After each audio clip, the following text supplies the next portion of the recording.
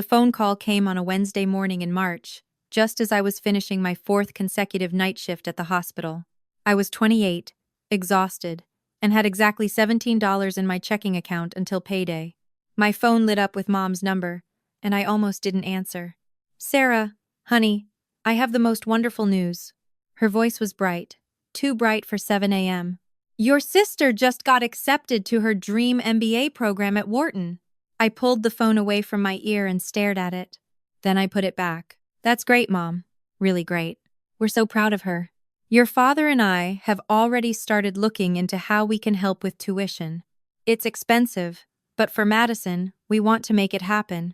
I stood there in my scrubs, still smelling like antiseptic and coffee, and felt something crack open in my chest. Because 3 years ago, when I'd gotten into nursing school, when I'd called home with that same excitement in my voice, Mom had said something very different. She'd said, "That's nice, dear, but you know we can't help financially. We have to be smart about our investments." And Dad had added, "Madison has real potential for a high-powered career. You chose a caring profession, which is admirable, but the return on investment just isn't there." I'd hung up and cried for 2 hours in my car. "Sarah, are you still there?" "Yeah, Mom. I'm here. That's really great for Madison." "Oh, I knew you'd be happy for your sister. She's worked so hard. Listen, we're having a family dinner on Saturday to celebrate. Can you make it?" I looked at my calendar. At the 3 back-to-back shifts I'd picked up to cover rent. "I'll try." "Wonderful. Your father wants to take us all to Del Frisco's. His treat, of course." Of course, because Dad could always find money for celebrations. Just never for my tuition. I hung up and sat down on the curb outside the hospital, still in my scrubs. A couple of residents walked past, probably heading in for morning rounds, and I wondered if they had any idea how lucky they were if someone else had paid their way through school. My student loan balance was $89,000. I knew the exact number because I checked it every month, watched it decrease by tiny increments while the interest kept climbing. Every payment felt like chipping away at a mountain with a teaspoon. Madison's would be zero. Let me back up. Let me tell you how we got here. Madison is 2 years younger than me, and from the time we were kids, everything she touched turned to gold. Dance recitals? She was always front and center. School plays? Lead role. Science fair? First place. I was the older sister who clapped from the audience, who helped her practice her lines, who steadied her poster board on the way to school. I didn't mind, not really. Madison was talented, and she worked hard. She deserved her success. But somewhere along the way, Mom and Dad started dividing us into categories. Madison was the ambitious one. I was the caring one. Madison was going places. I was finding my path. When I told them I wanted to be a nurse, I watched something shift in their eyes. Dad actually sighed. "A nurse? Sarah, you're smart enough for medical school. Why aim so low?" "I don't think it's aiming low," I said, trying to keep my voice steady. "Nurses save lives. They're the ones who actually spend time with patients, who see them as people, not just cases." Mom patted my hand. "It's a lovely calling, honey. Very noble. We just want to make sure you're thinking about your future. The salary cap, the physical demands, the hours. I know all of that. Well, as long as you're sure." She'd looked at Dad, and something passed between them. Some silent agreement I wasn't part of. 2 months later, Madison announced she was majoring in economics with a focus on international business. Mom and Dad lit up like she'd just solved world hunger. Dad started talking about connections, about internships at his firm, about the trajectory of her career. I was a sophomore in community college, taking prerequisites and working 2 jobs to afford it. When I got accepted to a 4-year nursing program, I'd been so proud. It was competitive, it was respected, it was everything I'd worked for. I called home shaking with excitement. "That's nice, Sarah," Mom had said. "But you know we can't help with tuition. We have to be realistic about our resources." I'd felt like she'd punched me. "What do you mean? You helped with my community college." "That was different. That was affordable. This is $30,000 a year. Madison's school is $60,000 a year." Silence on the other end. "Madison's degree will have a higher return on investment. You have to understand, we're not being cruel. We're being practical." "Practical," I'd repeated, the word tasting like ash. "And honestly, Sarah, You've never been as driven as your sister. You're good at caring for people, but Madison has that extra something. That hunger for success. Surely you can see that. I'd hung up without saying goodbye. That was 3 years ago.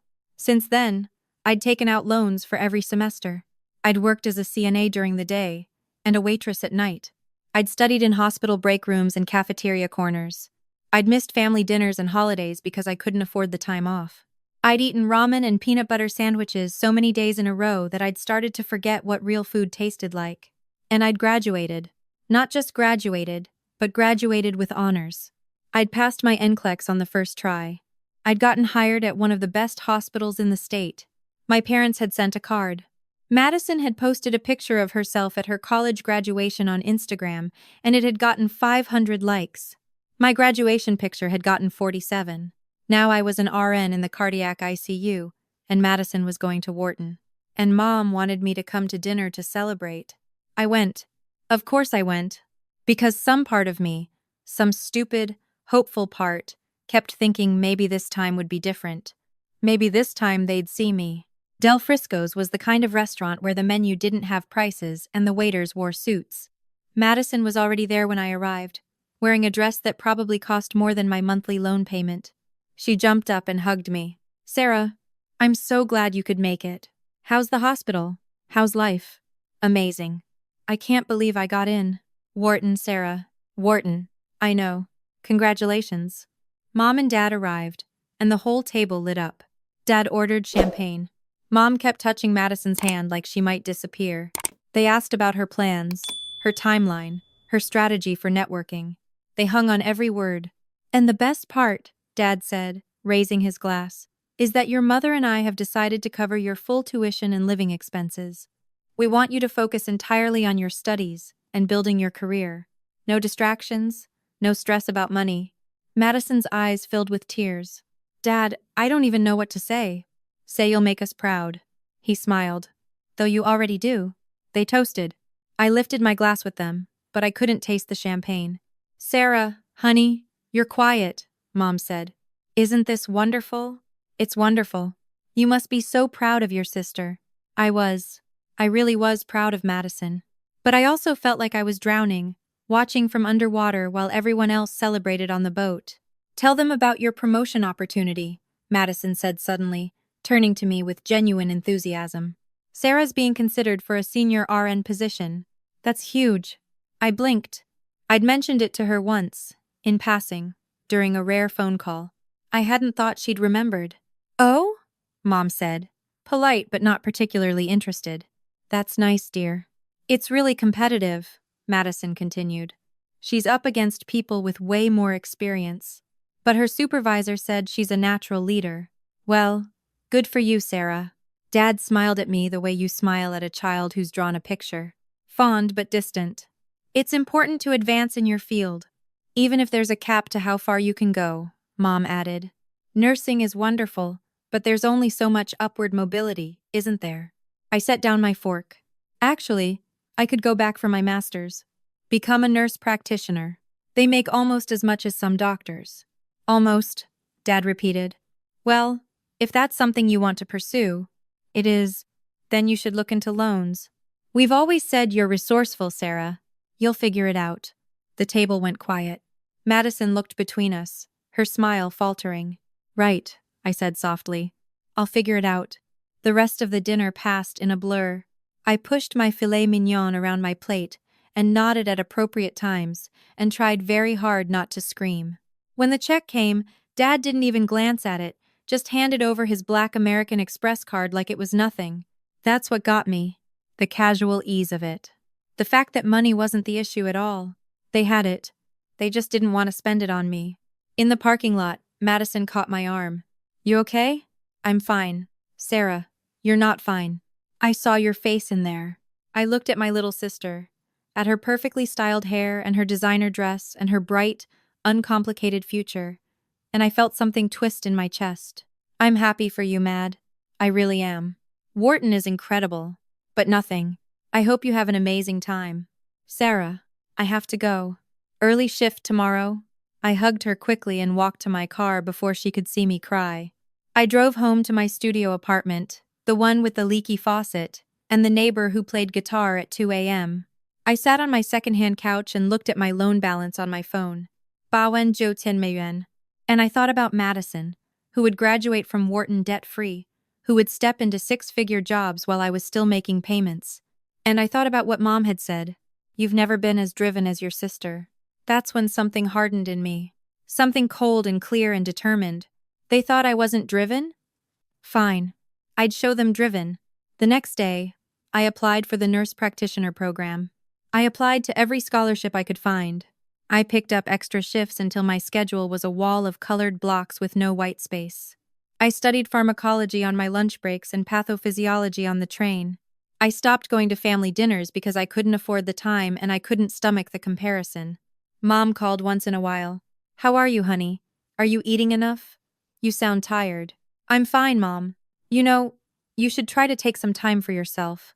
All work and no play. I wanted to laugh. Yeah, I'll keep that in mind. Your sister is doing so well at Wharton. She's already been invited to join an exclusive business fraternity. That's great. You should call her more often. She misses you. I will. I wouldn't. Because every conversation with Madison, every Instagram post of her networking events and study groups and spring break trips to Barcelona was a reminder of the life I'd never have. Not because I wasn't smart enough or driven enough, but because my parents had decided I wasn't worth the investment. Months blurred together.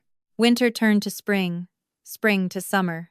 I got accepted into the nurse practitioner program and took out another $40,000 in loans.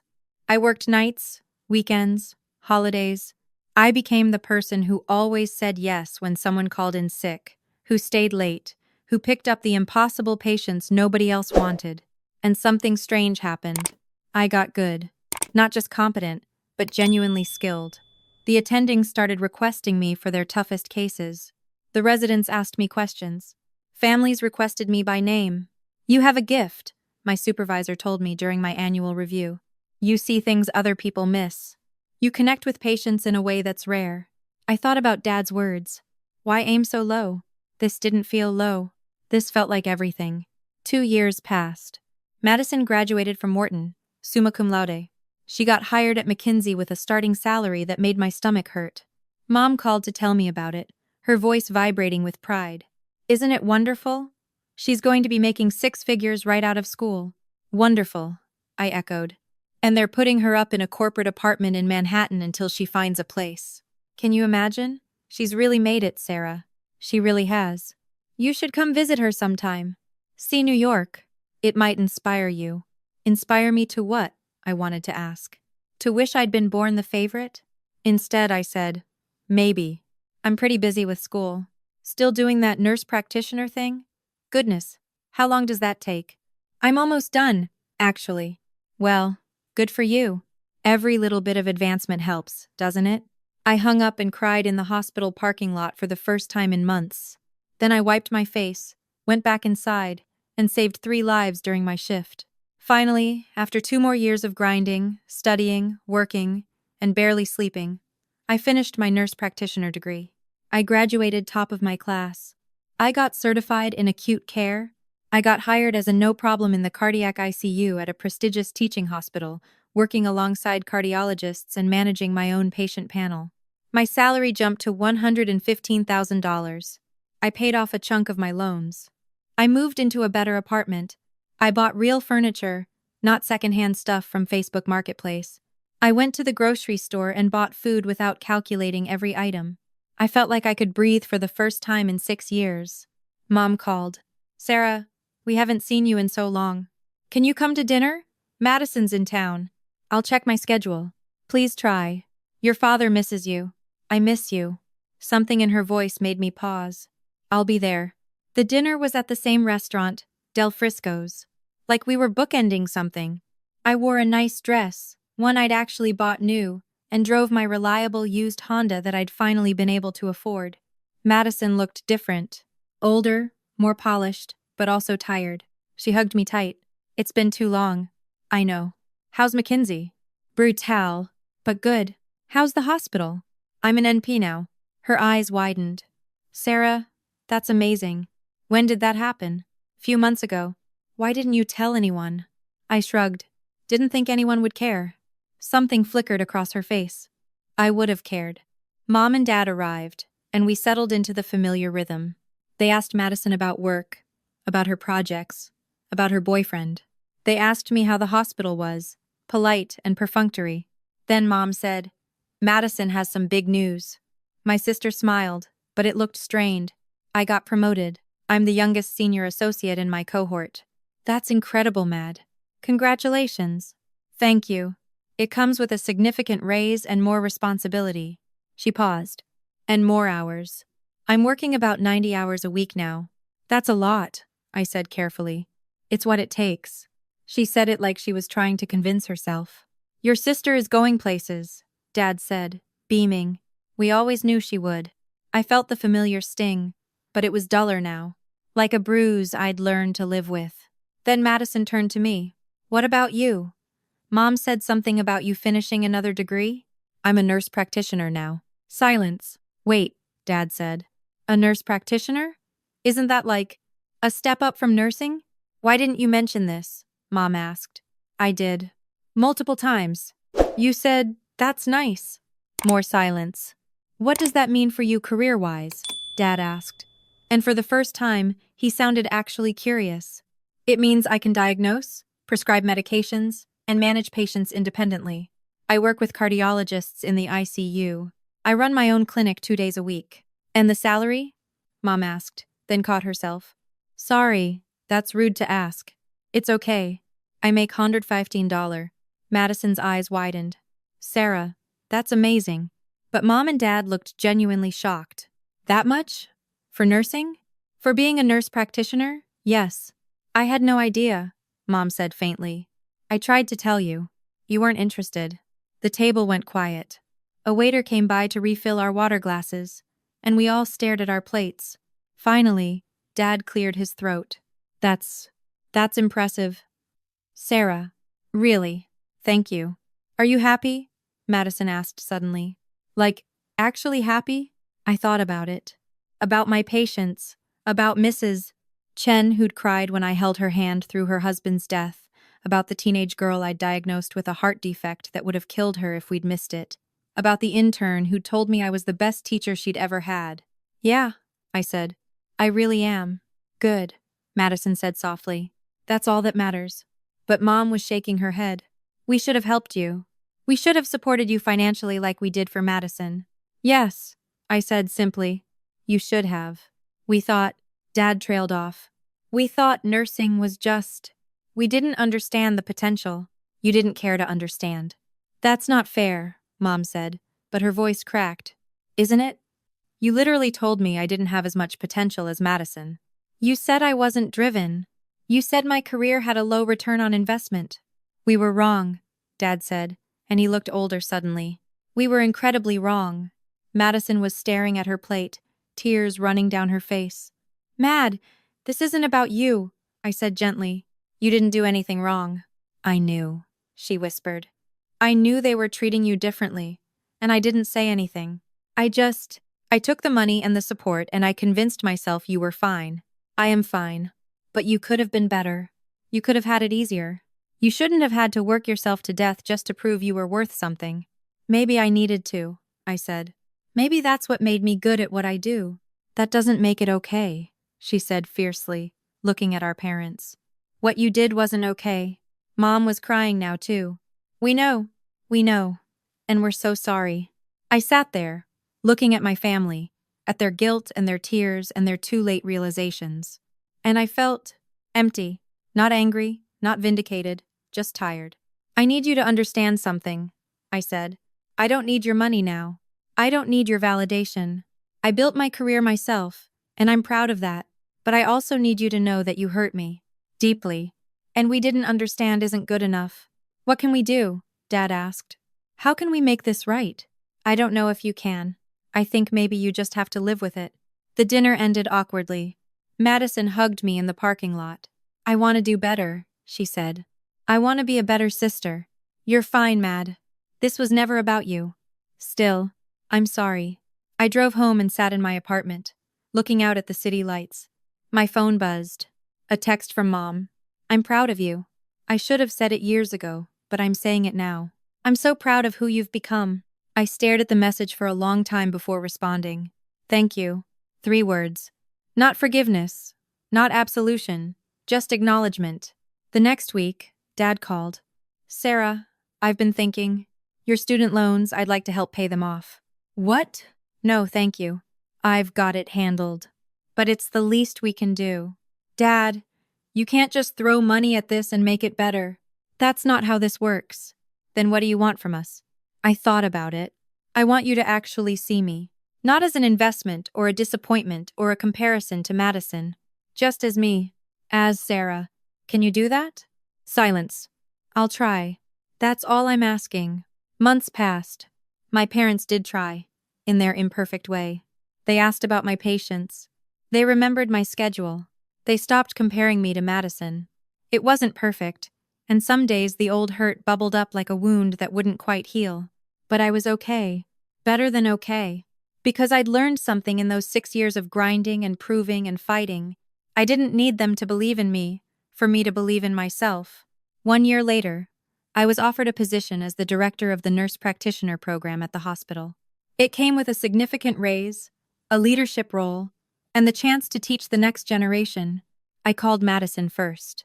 Guess who's now Dr. Sarah Bennett, DNP and program director? She screamed so loud I had to pull the phone away from my ear. Sarah, that's incredible. When did you get your doctorate? Finished it last month. Didn't make a big deal about it. You never make a big deal about anything. We're celebrating. I'm coming to visit. She did.